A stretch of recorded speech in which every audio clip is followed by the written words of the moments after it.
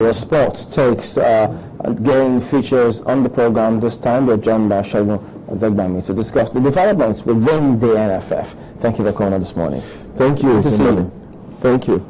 Well, I mean, we have lots of people who have said, what's going on? I mean, even the rest, the politics in the NFF, great gentlemen like you, ex-footballers, should also be in the thick of things in the NFF, but that's not happening now. But instead, we're seeing one crisis or the other. What do you think is going on with the NFF? I think the structures for running the NFF definitely are not well-oiled. We have statutes that are faulty because they have been altered time and again to suit certain agenda, to such an extent that every 4 years in the past 12 years, we are now faced with the statutes that are not assisting us to put in place what is clear to everybody.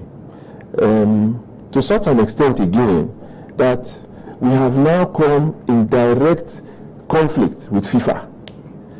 Now we are doing things that bring FIFA into the picture. Usually FIFA doesn't interfere with anybody. In fact, according to its principles, no third parties, including FIFA, must be involved in the internal affairs of its members. But every time we have elections, we run to FIFA, we write to FIFA, and when they come in and intervene, this time they are actually interfering. Why did you say they're interfering? The elections into member associations is generally the internal affair of that member. And there are issues within the statutes that are internal, domesticated to the member. You don't have standards, the same standards all over the world. You create your own. You create your own rules, how you function. And so you resolve them yourself. There's the disciplinary committee, there's the appeals committee within the structure that takes care of those issues. And FIFA should not come and start to now tell you what to do. We had elections. These are internal matters. So why would FIFA just come and say, no, it is this body that we recognize, we don't recognize that body, or it is that body that we... There's something definitely wrong. Okay. The way FIFA has come in, or why FIFA has come in, and you could correct me if I'm wrong on that, is because somebody went to court, Chris Giwa. Yeah. He went to court, and there's an injunction trying, I think if I can interpret it properly, not recognizing the election or the Congress that held in Warri. They say it was not supposed to be, and so they're going to hear the case, Chris Giwa, which the NFL has appealed. So to that extent, when FIFA comes in and says, no, you're not supposed to take football matters to regular courts, are they interfering by doing so? It depends on the case. A couple of months ago in July, there was also a court judgment from the same judge that said that somebody should be reinstated. Victor Baribote, who was suspended or banned by the NFF, he went to court, and the court ordered that he be reinstated. And immediately the NFF obeyed. FIFA did not clamp down on us because there was a court order. So it was because it is normal. It is normal. There are certain issues, particularly when they are technical, when they affect the laws of the game. Nobody can touch the laws of the game. But for as long as you are a private organization, you are subject to the laws of that country, of that environment where you function. You see? So anybody can take the NFA to court, but where members are involved and it is internal and the issues are local to us, we must deal with them ourselves. That's why FIFA didn't come down when Baribote's suspension was cancelled by the court. But nothing happened. That did not sack the NFF. It didn't sack the NFF. So that's what I'm saying. So on certain issues, it is okay to go to court.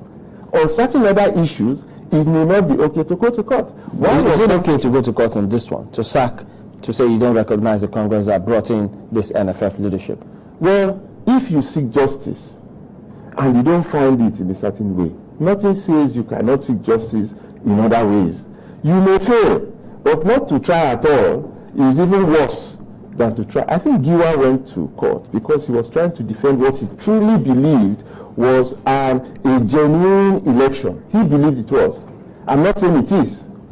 So, and he wouldn't get that justice from the body he was contending with. Couldn't he have gone to CAS? Well, there are certain issues you take to CAS because of time constraint, because of the cost. I spent $36,000 chasing my last election in CAS. It took 2 years. After 2 years, I had to just abandon the case because I still needed to spend some more money. Meanwhile, the body I took to CAS was just going on, and they were running Nigerian football. Nobody was concerned, and all of that and all of that. Taiwo Ogunjobi's case is in CAS, even as, well, I think he has withdrawn it.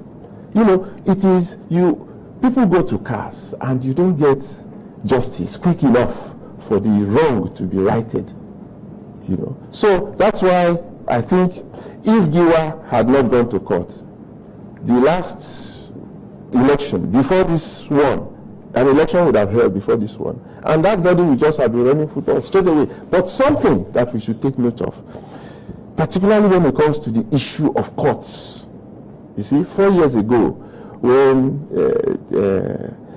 Megoli came into power, at the elections, some people went to court, and there was a court order that the people who won the elections should vacate office. They disregarded the order. Were they served? They were served.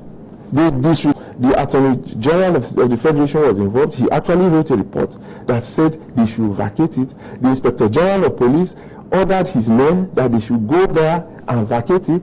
It was the intervention of Patrick Ekeji that halted the process. But you see, we treated our own law with impunity.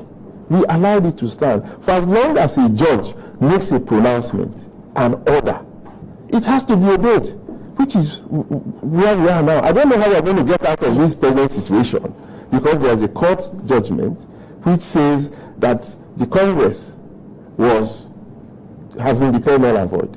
That, except vacated by a superior court or vacated by the judge himself, that order stands. And for as long as the mantra of this government, of this country, is that the rule of law, you know, is superior to everything else, that judgment, that order must be carried out. But if we agreed to be a member of FIFA, shouldn't we stick to the regulations or their stipulations? So what happens? What happens to that order? It can't just be in a void. Okay, let me read section 68 of the FIFA statutes for you, where it talks about the obligation, because 69 there talks about jurisdiction of CAS. Yeah. And then 68.1 says, the confederations, members, and leagues shall agree to recognize CAS as an independent judicial authority and to ensure that their members, affiliated players, and officials comply with the decisions passed by CAS. The same obligation shall apply to licensed match and players' agents. Then 2 says, recourse to ordinary courts of law is prohibited unless specifically provided for in the FIFA regulations. Recourse to ordinary courts of law for all types of provisional measures is also prohibited. So this FIFA anchors, this is why, because even in international media it's been reported that they've given Nigeria till tomorrow. No, I agree with you entirely.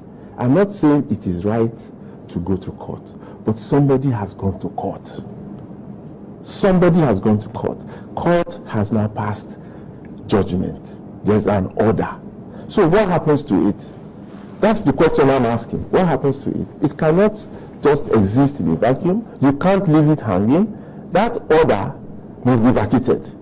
But today, at the back page of Vanguard newspaper now, we see the Minister of Sports here saying, I won't obey court order based on hearsay. And the text of that was saying something as, if he's not been served any of those proceedings, nobody should expect him to obey them, because they were referring to him being cited with the NFF president, Ahmad Jupinik. No, I agree with you entirely. If he's not been served, if you don't see the certified copy of the judgment, then of course you don't obey it.